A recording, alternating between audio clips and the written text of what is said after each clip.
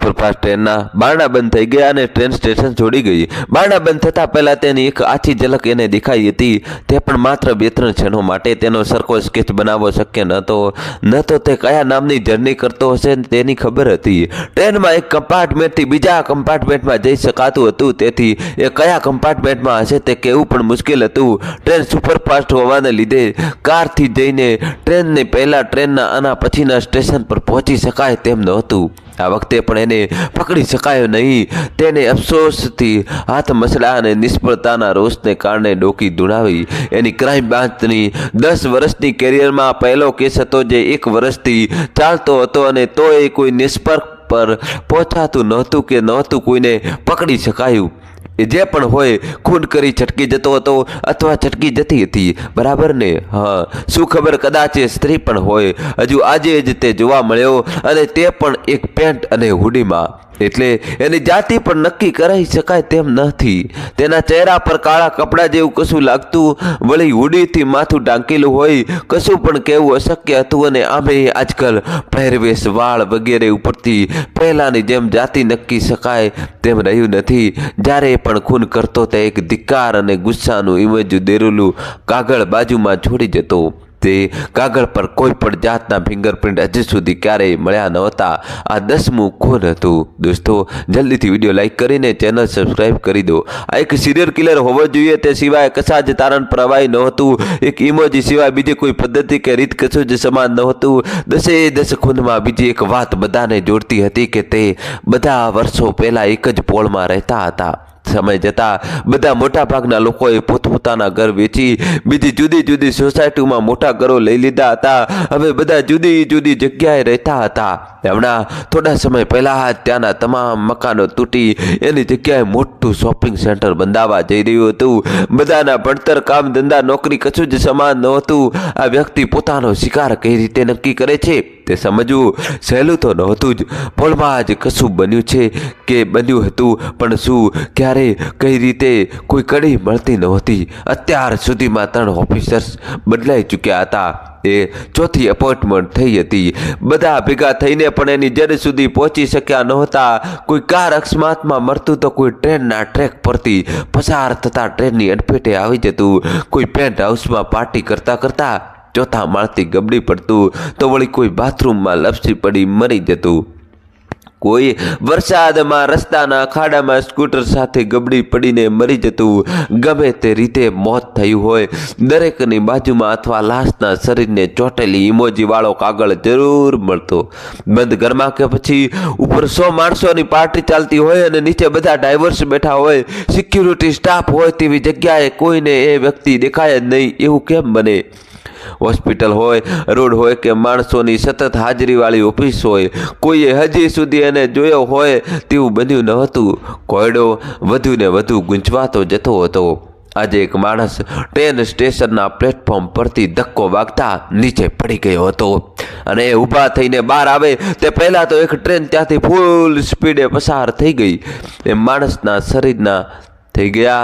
આ પસાર થઈ ગયેલી ટ્રેન સુપરફાસ્ટ ટ્રેન હતી, જે આ સ્ટેશને ઊભી રહેવાની નહોતી, તેથી તેની ગતિ ખૂબ જ હતી। 2-3 સેકન્ડોમાં જ આ બનાવ બની ગયો હતો। આ એક અકસ્માતનો કેસ, પણ લોકલ પોલીસને તપાસ કરતી વખતે એ માણસના એના હાથના એક ટુકડા પર એ ઇમોજીવાળો કાગળ મળ્યો। દોસ્તો, હવે શું થશે જોવા માટે કહાની છેલ્લા સુધી જોજો। વિડીયો લાઇક કરી ચેનલ સબસ્ક્રાઈબ કરી દો। કોણ ક્યારે કેવી રીતે આ કાગળ ચોંટાડી ગયું તે કોઈને સમજાયું નહીં, એટલે પોલીસે એને ફોન કરી જાણ કરી। તે તેની ટુકડી સાથે આવી પહોંચી, પણ ત્યારે એ બન્યો કે 2 કલાકનો સમય વીતી ગયો હશે। એટલે એટલી બધી વાર સુધી એ જે કોઈ હોય તે ત્યાં જ તો ના બેસી રહ્યું હોય ને, સ્વાભાવિક છે। તે બધા લાશની આજુબાજુ બધું નિરીક્ષણ કરતા હતા, ત્યારે તેને જાણે અંદરથી લાગ્યા કરતું હતું કે કોઈ તેને એકટાક જોઈ રહ્યું છે।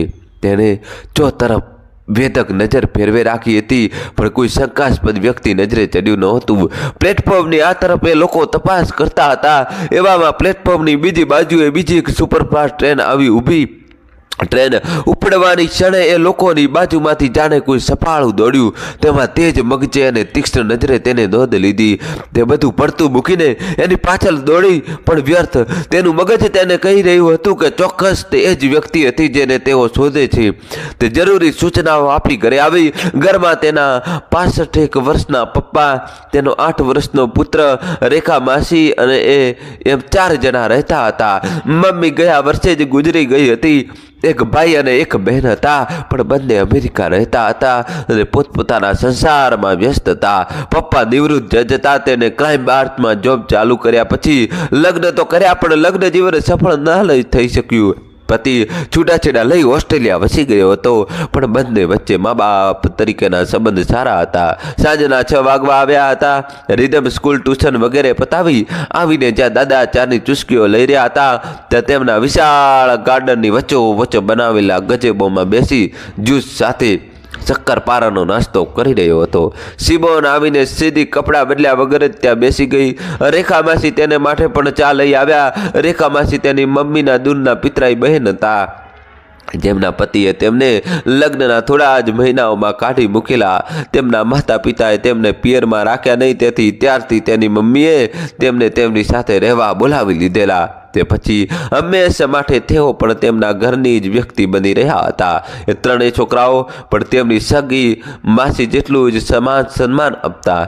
તેના પપ્પા પણ તેમને સાળી નહીં, સગી બહેન જેવું રાખતા. એ પ્રેમ, એ ઊંફ, એ છતનું ઋણ ચૂકવતા હોય તેમ રેખા માસીએ ઘરની અને છોકરાઓની બધી જવાબદારી ઉપાડી લીધેલી.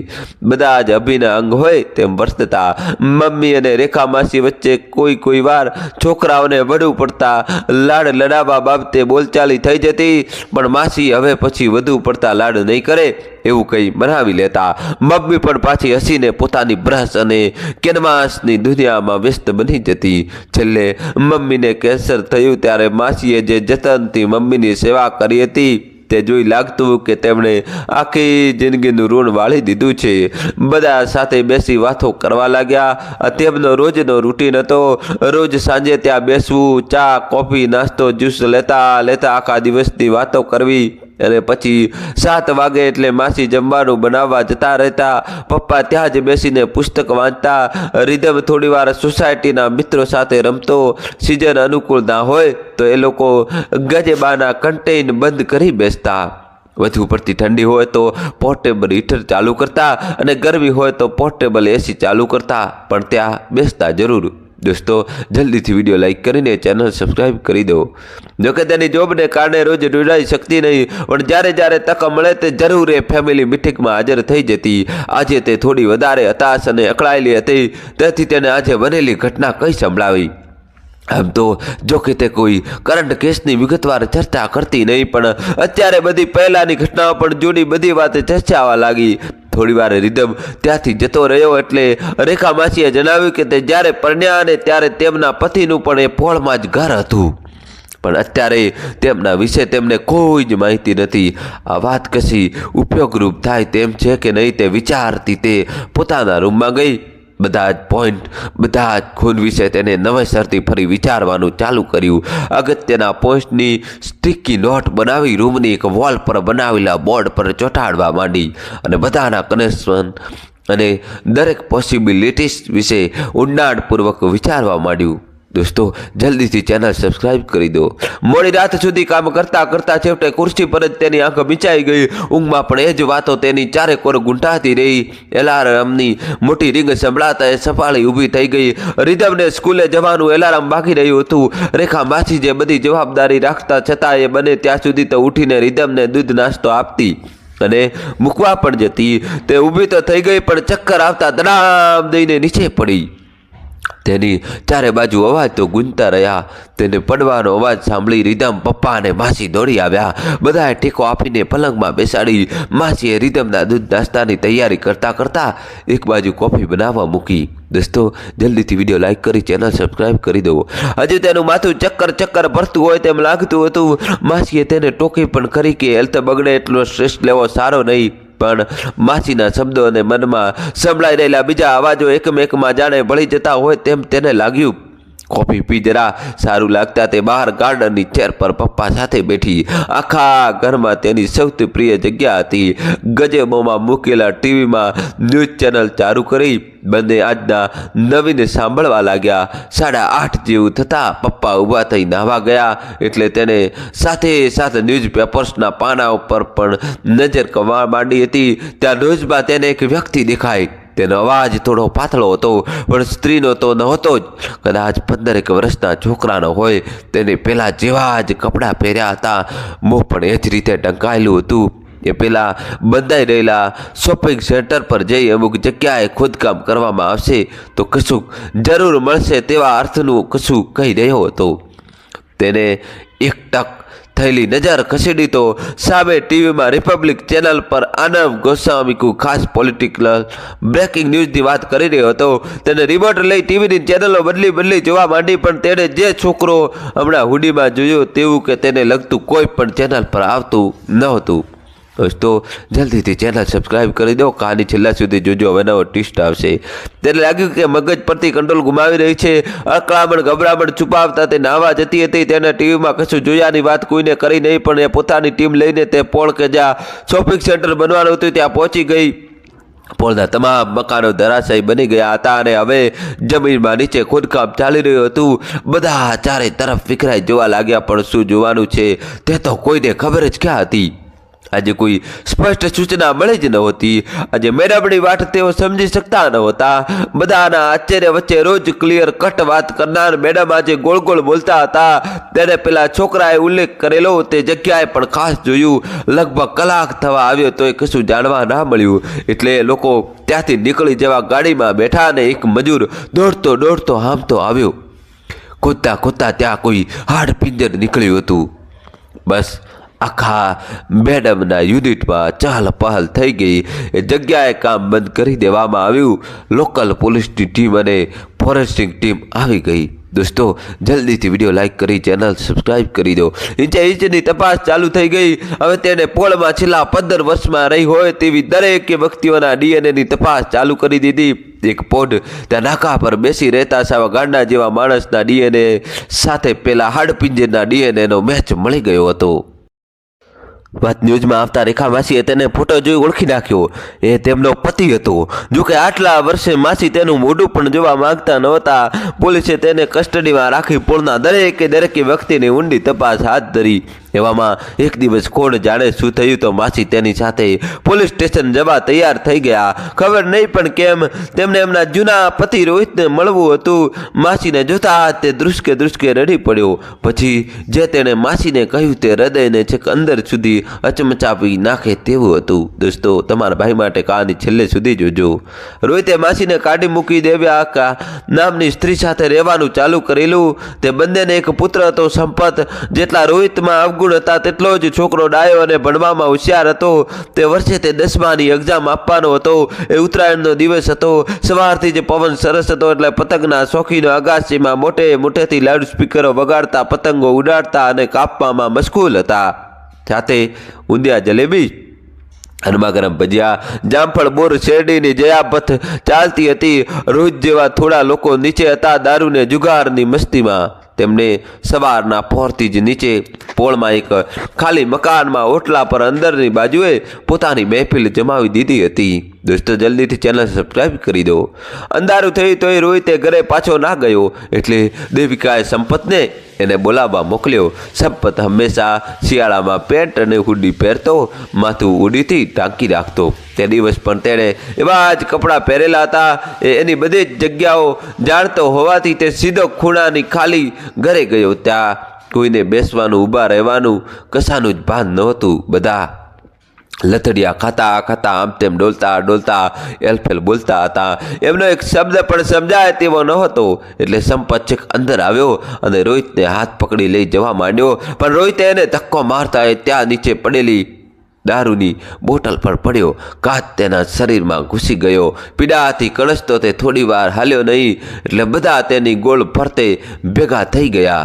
એમાંથી એક જણે તેને બેઠો કર્યો ને કેટલાક તેના કપડાં અને શરીર પરથી કાચ કાઢવા લાગ્યા। દોસ્તો જલ્દીથી વિડીયો લાઈક કરી ચેનલ સબસ્ક્રાઈબ કરી દો। પણ એમાંથી એક જણને પોતાની બુદ્ધિ સૂજી તેને તેના કપડાં ખેંચી કાઢ્યા। પછી તો બીજા બધાએ પણ તાન ચડ્યું। બધા તેને ટાંગા ટોળી કરી ઊંચકીને અંદર લઈ ગયા। રોહિત તેની મસ્તીમાં બહાર ઝૂલતો રહ્યો ને અંદર માસૂમ તરુણ સાથે 10 જણ હેવાનિયત ભરેલો ખેલ ખેલી કાઢ્યો। એટલે સુધી કે સંપતની બરડા ચીજ પણ રોહિતને બારમાં લાવી શકે નહીં। એમાંથી 2-3 જણને સહેજ ખ્યાલ આવતા બીકના માર્યા સંપતનું શરીર એમણે અંદર કબાટમાં સંતાડી દીધું। બીજે દિવસે ફરી બધા ભેગા થયા એટલે સંપતની વાત નીકળી। દેવિકા એને શોધવા આખી સોસાયટી માથે લીધી હતી અને ટોળીમાંથી મોટા ભાગના તો સંપત મરી ગયો એ વાત સુધી નહોતી। તેમણે તેનું શરીર અંદર સંતાડેલું તેમણે ત્યાંથી બહાર કાઢ્યું એ જોઈ બધા જ ગભરાઈને ચૂપ થઈ ગયા। આગલા દિવસનો બધો જ નશો ઉતરી ગયો। ઘણું બધું અસ્પષ્ટ રીતે યાદ આવવા માંડ્યું। એટલે મકાનની પાછળના ભાગના જમીનમાં એક ઊંડા ટાંકા જેવું હતું। તેમાં તેમણે સંપતના શરીરને ફેંકી દીધું જે તે બધાએ પાછળથી સિમેન્ટ પૂરી બંધ કરી દીધેલું। આ બાજુ સંપતને શોધતા રોહિતને લઈને ત્યાં આવેલ દેવિકાએ નજરો નજર જોઈને તે ચીસો પાડતી બેભાન બની ગઈ। રોહિત દિગ્મૂઢ બની ગયો હતો। થોડી વાર દેવિકા ભાનમાં આવી પણ તેનું મગજ અસ્થિર બની ગયેલું અને એક દિવસ બસની અડફેટે આવતા તે મૃત્યુ પામી। રોહિતને બધાએ બીક બતાવી હતી કે તે પણ તેમાં સામેલ હતો એટલે તે પોલીસમાં ગયો નહીં। ધીરે ધીરે જ્યારે બધું સ્પષ્ટ થયું ત્યારે બહુ મોડું થઈ ચૂક્યું હતું। ગુનાની લાગણી તેના પર એવી છવાઈ ગઈ કે તેનું મગજ પણ અસ્થિર થઈ ગયું। તે ઘર-બાર નોકરી બધું જ ગુમાવી રસ્તે રજળતો થઈ ગયો। કોઈ આપે તો ખાય તો કોઈક દિવસ સુધી ભૂખ્યો તરસ્યો પોળ આગળ જ રખડ્યા કરતો। દોસ્તો જલ્દીથી વિડીયો લાઈક કરી ચેનલ સબસ્ક્રાઈબ કરી દો। અને જે લોકોએ સંપત સાથે આ દુષ્કર્મ કર્યું હતું એમના નામ આપ્યા તો ખબર પડી કે તે દરેકનું તો ખૂન થઈ ચૂક્યું હતું। ખૂન થવાનું કારણ તો સમજાયું પણ કોણે કર્યું તે ગુથ્થી હજુ પણ ઉકેલી હતી। બધાને લાગ્યું કે રોહિતે જ આ બધા કામ ખૂન કર્યા છે પણ તે પુરવાર કરી શકાતું નહોતું। તેની પાસે ખૂન કરવાનું કારણ જરૂર હતું પણ તેની વિરુદ્ધ કોઈ પુરાવા નહોતા। સમય જતાં પુરાવાના અભાવે કેસ વણ ઉકેલો જ બંધ થઈ ગયો અને તેના મનમાં આજીવન પ્રશ્ન રહી ગયો। તેને ટ્રેનમાં બેસી જતા જોયેલ કોણ હતું અને બીજા દિવસે પોળની અમુક ખાસ જગ્યાની માહિતી આપનાર જે તેણે ટીવીમાં જોયું તે શું હતું એની સિકસ્ત સેન્સે ઊભો કરેલો આભાસ હતો કે બીજું કશું હજી સુધી ઉકેલાયું નથી। દોસ્તો કહાની કેવી લાગી કોમેન્ટ્સમાં જણાવજો અને કોમેન્ટ્સમાં તમારા દોસ્તો જય શ્રી કૃષ્ણ જય શ્રી રામ લખવું જ પડશે અથવા ઇમોજીસ કરી દો। વિડીયો લાઈક કરી ચેનલ સબસ્ક્રાઈબ કરજો। ધન્યવાદ દિલથી।